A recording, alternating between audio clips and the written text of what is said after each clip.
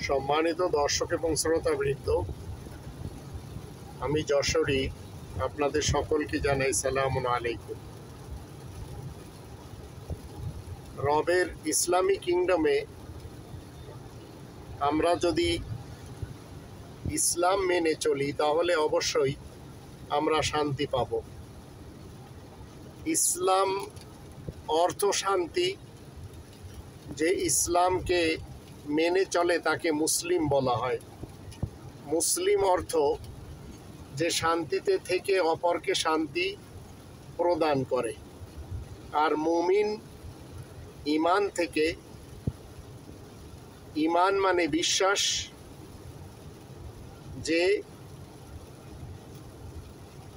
বিশ্বাসের সাথে নিরাপদে থাকে তাকে বলা হয় মুমিন। মুমিন নিজে নিরাপদে থাকে এবং অন্যকে নিরাপত্তা দেয়। ঈমান মূলত আমনুন থেকে এসেছে, নিরাপত্তা বা নিরাপদ।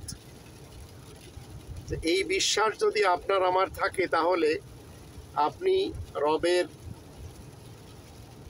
শান্তির রাজ্যে মুমিন এবং মুসলিম হলে আপনাকে শুধুমাত্র রব্বানি কনস্টিটিউশন মানতে হবে। আর গণতন্ত্রের, রাজতন্ত্রের, সমাজতন্ত্রের এবং মোল্লাতন্ত্রের যে কনস্টিটিউশন, সেগুলি একপাশে রাখতে হবে। আর রব্বানি কনস্টিটিউশনের মাধ্যম দিয়ে আপনি একজন মুমিন এবং মুসলিম হতে পারেন। আল্লাহ আমাদের সবাইকে কোরআন মেনে জীবন কাটানোর তৌফিক দান করুন।